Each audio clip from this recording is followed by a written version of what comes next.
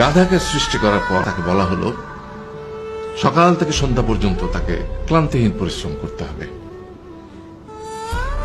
সারা জীবন তাকে পিঠে ভারী বোঝা বইতে হবে, খেতে পাবে শুধু ঘাস, আর তার মাথায় কোনো বুদ্ধি থাকবে না।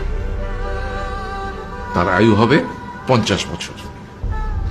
গাধা করজোড়ে সৃষ্টিকর্তাকে বলল, আমি এত বছর বাঁচতে চাই না, আমাকে 20 বছর আয়ু দেওয়া হোক। সৃষ্টিকর্তা সেটাই মঞ্জুর করলেন। কুকুরকে যখন সৃষ্টি করা হলো তখন তাকে বলা হলো যে সে হবে মানুষের সবচেয়ে বড় বন্ধু, কিন্তু সে খাবে মানুষের উচ্ছিষ্ট, এবং তার আয়ু হবে 30 বছর। কুকুর সৃষ্টিকর্তাকে বলল, আমি এত বছর বাঁচতে চাই না, আমাকে 15 বছর আয়ু দেওয়া হোক। সেটাই মঞ্জুর করা হলো।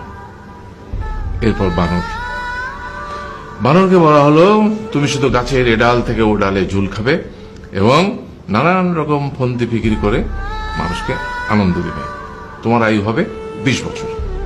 বানর বলল, আমি 20 বছর বাঁচতে চাই না, আমাকে 10 বছর দেওয়া হবে। সেটাই মঞ্জুর করা হলো। এবার এলো পুরুষ মানুষের পালা।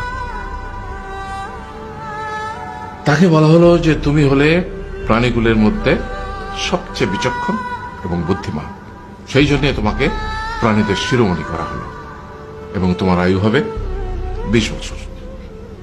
তখন পুরুষ মানুষ বলল, করজোড়ে বলল সৃষ্টিকর্তাকে যে 20 বছর আয়ু অত্যন্ত কম, হে প্রভু, আমাকে ওই গাধার সে যে 30 বছর আয়ু চায়নি সেটা আমাকে দেয়া হোক, ওই যে কুকুর 15 বছর ফিরিয়ে দিয়েছিল সেটাও আমাকে দেয়া হোক, আর যে বানর 10 বছর নেয়নি সেটাও আমাকে দেয়া হোক।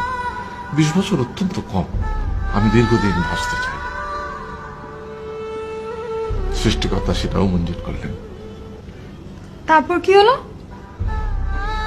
সেই থেকে ছেলেরা পুরুষ মানুষ হিসেবে বাঁচে 20 বছর, তারপরের 30 বছর সংসারের বোঝা পিঠে করে বয়ে বেড়ায়, সেটা কার মতো? গাধার মতো। তারপরের 15 বছর সে তার ছেলে মেয়েরা যা দেয় সেই রকম ঠিক কুকুরের মতো উচ্ছিষ্ট খেয়ে বাঁচে। আর তারপরে বৃদ্ধ বয়সে ঠিক বানরের মতো, যেমন গাছের এডাল থেকে ওডাল ঝুল খায় বানর, তেমনি এই ছেলের বাড়ি থেকে ওই ছেলের বাড়ি, আর নানান রকম ফন্দি বিক্রি করে তার নাতি নাতনিদের আনন্দ দেওয়ার চেষ্টা করে।